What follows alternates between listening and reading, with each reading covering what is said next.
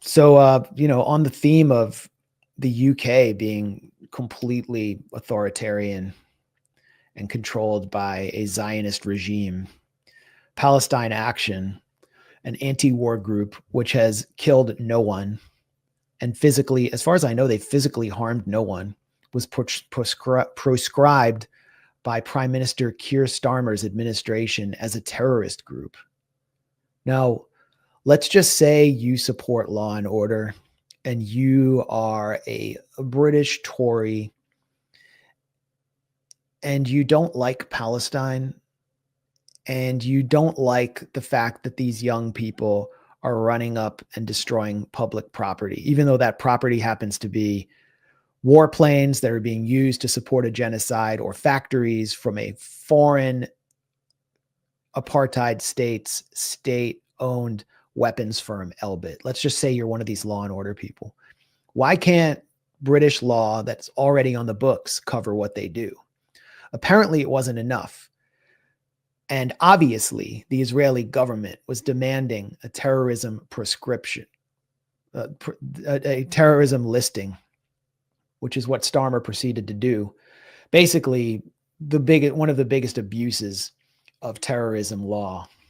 And now, anyone who protests in support of Palestine Action, correct me if I'm wrong, if they declare public support for Palestine Action, they can be accused under British law under various new British laws of supporting a terrorist organization and hauled off to jail as this 83-year-old priest was in Parliament Square. Why are you here today? I'm here to stand up for the people of Palestine.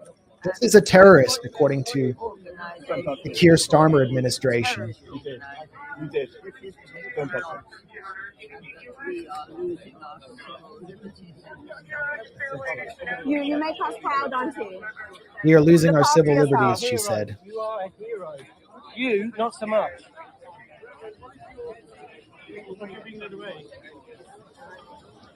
Oh, we're leading her off. Free Palestine!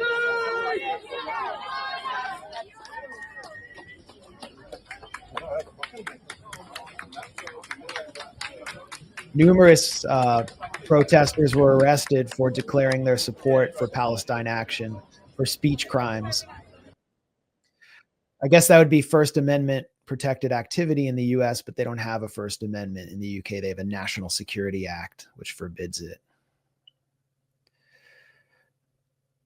Free the 83-year-old priest.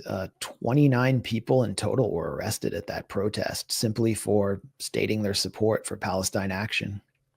And now my hard drive is about to be assaulted by the UK Independent. The designation as a terror group means that membership of or support for Palestine Action is a criminal offense punishable by jail.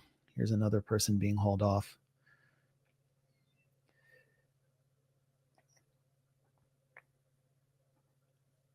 Are you free? Or do you feel safe yet?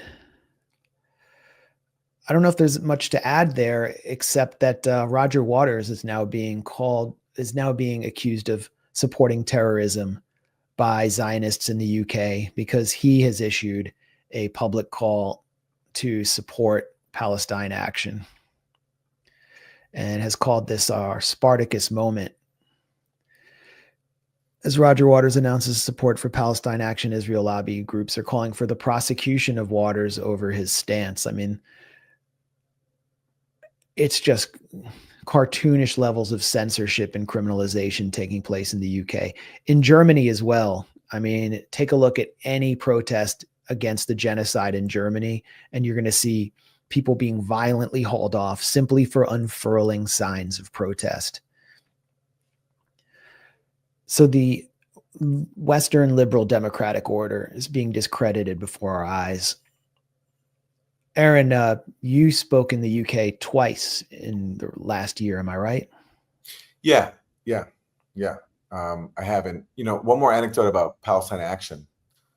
Zara Sultana, who's a member of parliament in the UK, who just announced she's leaving Labour Party to join Jeremy Corbyn and going independent. She gave a speech last week where she said in her speech in Parliament, "We are all Palestine Action." And the official record, like official parliamentary record, it censored action from her saying we are all Palestine Action. So it just says we are all Palestine. They took out action because I guess now you can't even say the name Palestine Action inside the UK Parliament. And this, as you said, is our new reality. And so, you know, when I've spoken in the UK, I didn't have any problems. But you know, but did you take precautions, or were you concerned that you could face backlash for your speech? Well, I mean, my main concern was just, you know, based on what happened to Richard Medhurst, where, you know, he went, and we've talked about this, and we talked to him about this, where he basically was investigated for terrorism because of his journalism. And our colleague, Kate Larenberg, has faced questioning as well and faced harassment as well. So, yeah, I mean, I was concerned going in, but ultimately nothing happened to me. But this is the new reality now where people who support Palestine have to now grapple with persecution, being arrested, and not being allowed to organize their activity, like their activism, because it goes against the holy state of Israel.